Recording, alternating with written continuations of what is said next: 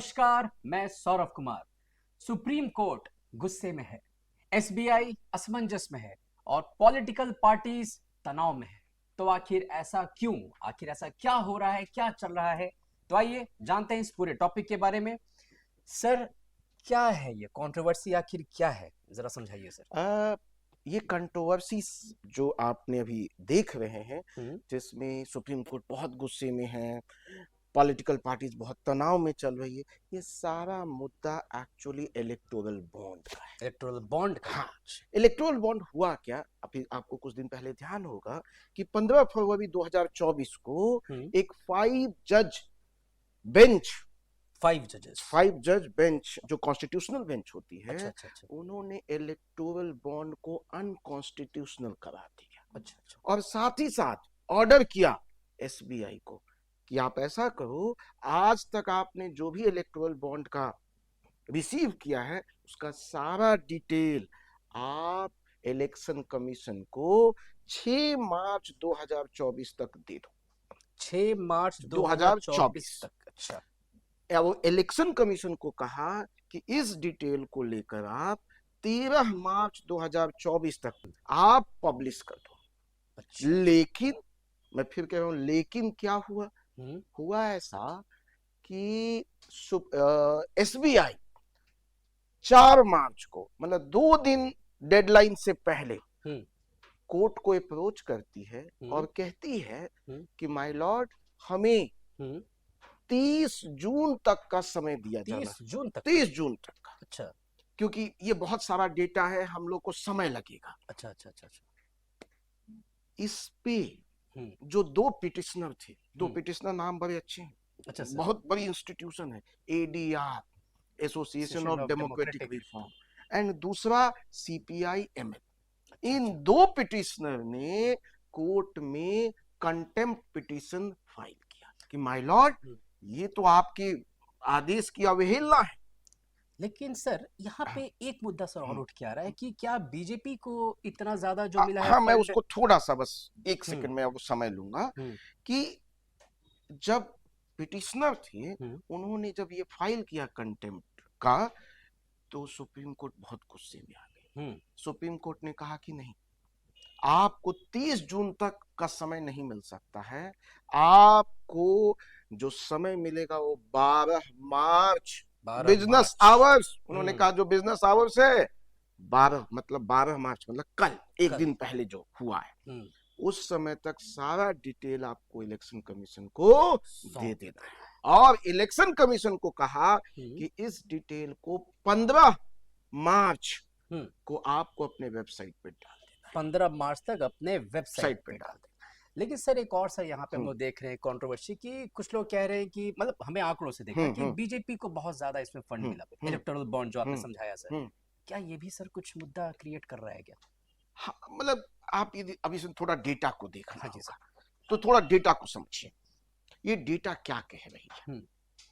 देखिए, 2017 से लेकर 2022 यदि बीच के डेटा को हम लोग देखें तो हम लोग पाएंगे सर कि टोटल 9200 करोड़ डोनेशंस हुए पॉलिटिकल पार्टीज को इलेक्टोरल बॉन्ड के। 9200 करोड़, 9200 करोड़। और इस 9200 करोड़ में से 5200 कुछ करोड़, 5200 सम अमाउंट बीजेपी को गया, जो कि टोटल अमाउंट का 57% था। मतलब 9000 से 9200 करोड़ में से 5200 करोड़, 5200 करोड़ बीजेपी को चली गई, जो कि 57% थी।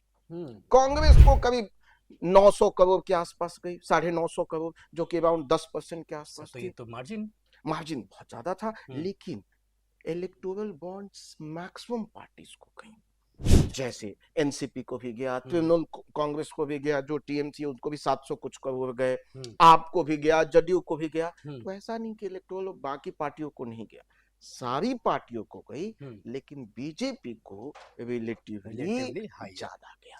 शायद इस वजह से भी एक अभी उमर या कंट्रोवर्सी आप कह सकते हैं कि मुद्दा बन गया कि बीजेपी को इतना ज्यादा क्यों मिला। तो सर चलिए, हम लोगों ने ये तो समझ लिया कि कंट्रोवर्सी बेसिक क्या थी, डोनेशंस आपने जैसा बताया 9200। लेकिन सर, मेरा बस एक बड़ा ही साधारण सा सवाल, क्या है ये इलेक्टोरल बॉन्ड सर? अब देखिए समझना होगा इलेक्टोरल बॉन्ड, ये बात बहुत जरूरी है कि हम कह रहे हैं कि इलेक्टोरल बॉन्ड को हमने खत्म कर दिया, ठीक है, लेकिन एक्चुअली हमें समझना होगा कि ये है क्या। तो देखिए थोड़ा सा समझिए, आपको ध्यान होगा कि पॉलिटिकल पार्टीज को डोनेशंस जाते थे, बहुत सारे कॉर्पोरेट डोनेशंस करते थे, बहुत सारे आम आदमी डोनेशंस करते थे, और एक मुद्दा आया कि वहां पे कैश डोनेशंस होते थे, कैश डोनेशन। हाँ, जिसमें लगता था कि ब्लैक मार्केट का मतलब ब्लैक मनी जो है वो पार्टीज को जा रही है, अच्छा, कैश डोनेशन के माध्यम से। इसलिए जो अभी की सरकार है उन्होंने 2018 में कहा कि कैश डोनेशन की जगह आप क्या कर दो, तो इलेक्टोरल बॉन्ड कर दो। तो उन्होंने एक अल्टरनेटिव माध्यम चुना इलेक्टोरल बॉन्ड का। और इलेक्टोरल बॉन्ड है क्या, तो ये एक प्रॉमिसरी नोट है। ये क्या है, एक एक बॉन्ड है, प्रॉमिसरी बॉन्ड, मतलब प्रॉमिसरी नोट है, एक बॉन्ड है जो आप कोई भी व्यक्ति, कोई भी भारतीय व्यक्ति, इंस्टीट्यूशंस, एक ग्रुप एसबीआई पे जाकर खरीद सकती है, एसबीआई को जाकर वहां से खरीद सकती है और जाकर पॉलिटिकल पार्टीज को दे सकती है, और पॉलिटिकल पार्टी उस इलेक्टोरल बॉन्ड को फिर भजा सकती है, उसी बॉन्ड को जाकर भजा सकती है। तो सर जैसे ये क्या इलेक्टोरल बॉन्ड सभी पार्टी इसके जो फैसिलिटीज है वो अवेल कर सकते हैं? नहीं, सारी पार्टीज उसको अवेल नहीं कर सकती है। इसके भी दो नियम है। अच्छा सर। पहला, वो सारी पार्टीज जो section 29A of the representation of people act 1951 के तहत registered, section 29A representation of people act 1951 के तहत रजिस्टर्ड है। दूसरा कि लास्ट चुनाव में चाहे लोकसभा का चुनाव हुआ हो या विधानसभा का चुनाव हुआ हो, उस पॉलिटिकल पार्टी को कम से कम 1% वोट मिला। अच्छा, तो ऐसी ही पॉलिटिकल पार्टीज को इलेक्टोरल बॉन्ड मिल सकता है, मतलब उसके लिए वो एलिजिबल हो सकता है। तो सर मेजर इश्यूज की अगर आप कुछ रख सके उसके बारे में अपने बातों को, कि मेजर इश्यूज सर मेजर क्या क्या है सर? देखिए मेजर, जब association of democratic reform and CPIML ने पिटीशन फाइल किया तो दो मेजर मुद्दे आए, ठीक है, देखते हैं, हम लोग समझते हैं, कोई दिक्कत नहीं है। दो मेजर मुद्दे आए। पहला मुद्दा था कि क्या ये जो अमेंडमेंट हुआ है, ये जो हमने इलेक्टोरल बॉन्ड लाए हैं, क्या वो आरटीआई का पार्ट नहीं है, क्या ये सही है? Right to information. हाँ, राइट टू, क्या जो हम article 19 clause 1 sub clause A, तो हम क्या इसको उसके बाहर रख रखा है, क्या सही है?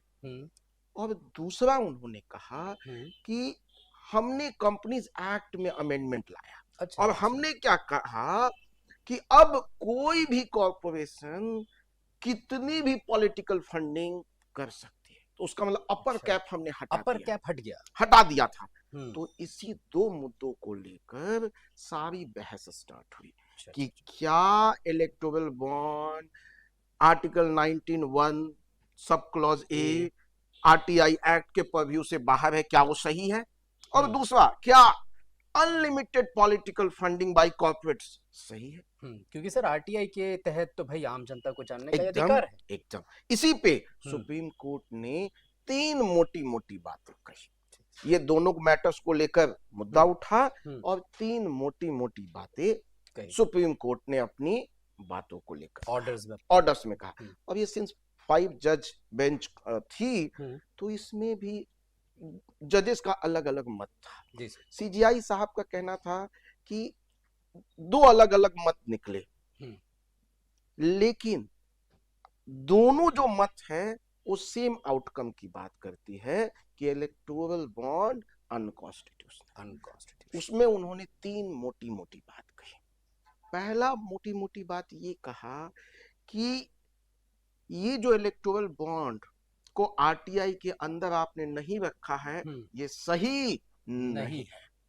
उन्होंने ऐसा क्यों कहा? उन्होंने कहा कि हाँ, आप कह रहे हो कि काले धन को रोकने के लिए हमने इलेक्टोरल बॉन्ड लाया, लेकिन क्या आदमियों जो व्यक्ति हैं जो जनता है, सिटीजन है, क्या उनको ये अधिकार नहीं है कि किस कॉर्पोरेट ने किस पॉलिटिकल पार्टी को कितना पैसा दिया है, वो जान सके भाई। जान सके।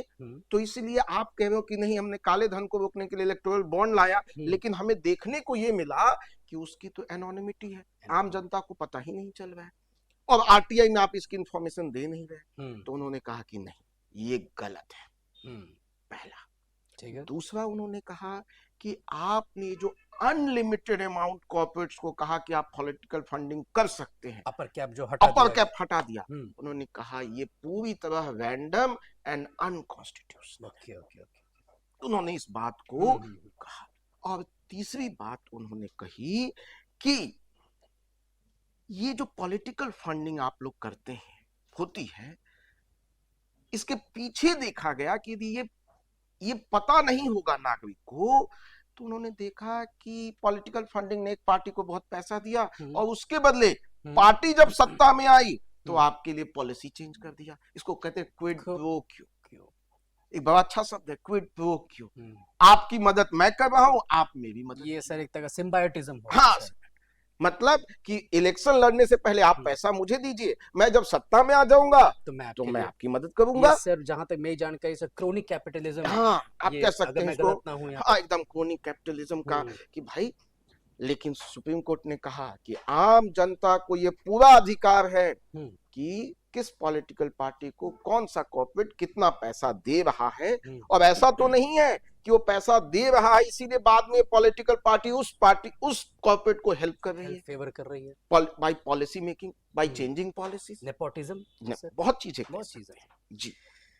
बहुत बहुत शुक्रिया सर। देखिए अब नहीं, लेकिन इसमें थोड़ा और मैं आपको बताना चाहूंगा कि इन्हीं बातों को देखते हुए सुप्रीम कोर्ट ने इलेक्टोरल बॉन्ड को बैन कर दिया और एसबीआई को ऑर्डर किया कि आप जो सारा डिटेल है वो 6 मार्च तक सबमिट करें, इलेक्शन कमीशन को दे। और इलेक्शन कमीशन को कहा था कि 13 मार्च तक वेबसाइट पे डाल दे, और ये सिंस नहीं हो पाया था, इसीलिए आज सुप्रीम कोर्ट बहुत गुस्से में, और नया डेट जो कल दिया था, और इलेक्शन कमीशन को कहा है कि 15 तक आप इसको पब्लिश करें। अब एक बड़ा सवाल उठता है कि इसका सॉल्यूशन क्या हो सकता है।